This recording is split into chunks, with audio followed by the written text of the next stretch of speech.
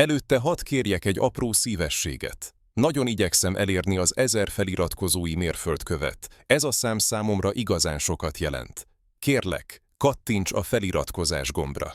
Csak egy kattintás, de óriási motivációt ad nekem a további videók készítéséhez. Nagyon szépen köszönöm nektek. A modern olvasók visszariadnak ezektől a leírásoktól. Ami számunkra tolakodónak, megalázónak és traumatikusnak tűnik, az a rómaiak számára egyszerűen jogi eljárás volt. A menyasszony kényelme nem számított a képletben. Érzelmei épp olyan lényegtelenek voltak, mint az eladás előtt felmért földterület érzései. A tulajdonnak nem voltak érzései. A tulajdont átruházták, és az eljárásokat be kellett tartani.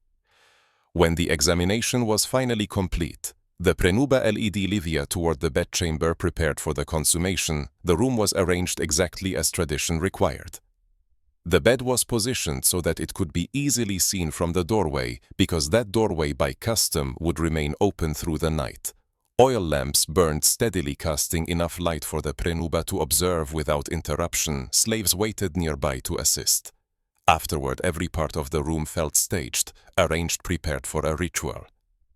Livia could not escape, amikor az orvosi vizsgálat végre befejeződött. A prenuba Liviát a hálószobába vezette, amelyet az elhálás céljára készítettek elő. A szoba pontosan úgy volt elrendezve, ahogy a hagyomány megkövetelte. Az ágyat úgy helyezték el, hogy az ajtóból könnyen látható legyen, mivel az ajtó szokás szerint nyitva maradt egész éjszaka. Olajlámpások égtek folyamatosan, elegendő fényt biztosítva a prenuba számára, hogy megfigyelhessen minden megszakítás nélkül. Rabszolgák várakoztak a közelben, hogy segítsenek utána. A szoba minden része megrendezettnek tűnt, elrendezettnek és felkészítettnek egy szertartásra, amelyet Livia nem kerülhetett el. Marcus entered at last. He paused at the doorway, glanced at the watching prenuba, and stepped toward the bed.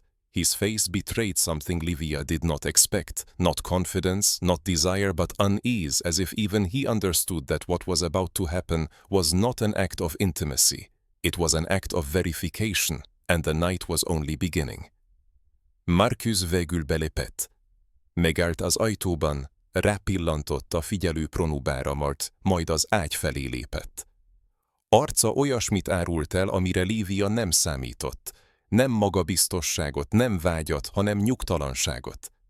Mintha még ő is értette volna, hogy ami ezután következik, az nem az intimitás aktusa, hanem az igazolás aktusa, és az éjszaka csak most kezdődött. Marcus hesitated at the threshold, and that alone startled Livia. She had expected a man confident, assured, even dominant, someone who knew exactly what this night demanded. Instead, he glanced quickly toward the prenuba, as if seeking approval or permission, a faint flush of embarrassment crossing his face before he approached the bed.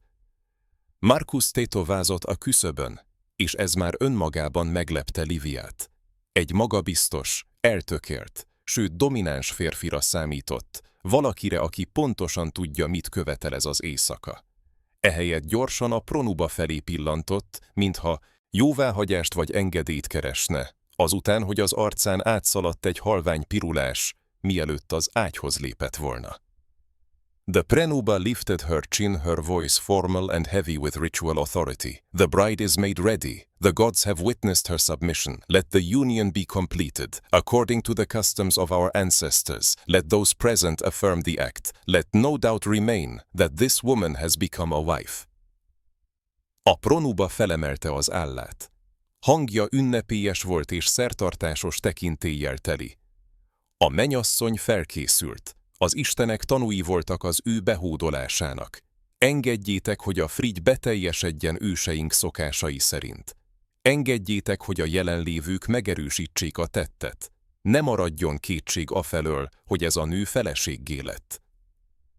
Her tone left no room for hesitation. What followed unfolded slowly, hour by hour, under the unblinking eyes of those assigned to observe the prenuba.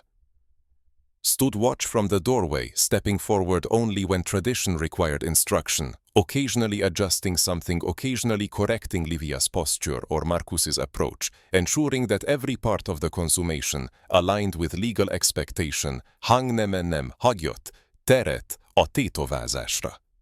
Ami ezután következett, lassan bontakozott ki, óráról órára, a megfigyelésre kijelöltek szüntelen figyelő szemei alatt. A pronuba az ajtóból őrködött, csak akkor lépett előre, amikor a hagyomány megkövetelte. Utasítva, alkalmanként igazítva valamin, alkalmanként korrigálva Livia testtartását vagy Marcus közeledését, biztosítva, hogy az elhálás minden része összhangban legyen a jogi elvárásokkal. The door stayed open, lamplight spilled into the corridor. Anyone in the household could hear the movements, the voices, the ritual commands. Every sound was part of the documentation, part of the evidence. Nothing about that night was private, nothing was meant to be for Livia. The bed sheets might as well have been parchment and her body, the ink, az ajtó nyitva maradt. Lámpafény ömlött a folyosóra. A házban bárki hallhatta a mozdulatokat, a hangokat, a rituális parancsokat. Minden hang a dokumentáció része volt, a bizonyíték része. Semmi sem volt privát az éjszakában, semmi sem Liviának szánt dolog volt. Az ágynemű akár pergamen is lehetett volna, a teste pedig a tinta. Rome demanded to finalize the contract. Everything that happened was a form of verification, one last step to make the transfer of authority unchallengeable. By dawn, the air felt heavy. The lamps burned low and the physician returned. He stepped inside with the same clinical detachment he had shown earlier. His task was simple: confirm that consummation had occurred. Róma a szerződés véglegesítését követelte.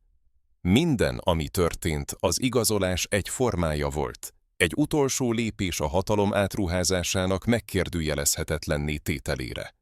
Hajnalra a levegő elnehezedett. Lámpák alacsonyan égtek, és az orvos visszatért.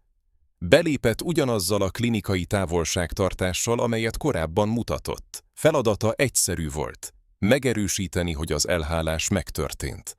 And that Livia now bore the physical marks expected of a woman who had crossed from virgin to wife. This examination was recorded. The pro-Neuber gave her sworn testimony. Witnesses nodded in acknowledgement. The legal transformation was complete. Az orvos feladata volt megerősíteni, hogy Livia most már viseli azokat a fizikai jeleket, amelyeket egy szűzből feleséggé váló nőtől elvártak. Ezt a vizsgálatot feljegyezték. A pronuba esküdtett a tanúvallomásában. A tanúk elismerésük jeléül bólintottak. A jogi átalakulás befejeződött. Livia Thursa barely 18 was now officially a Roman wife. Her role, her identity, her future had all been reshaped within a single night. She would go on to have children, 4.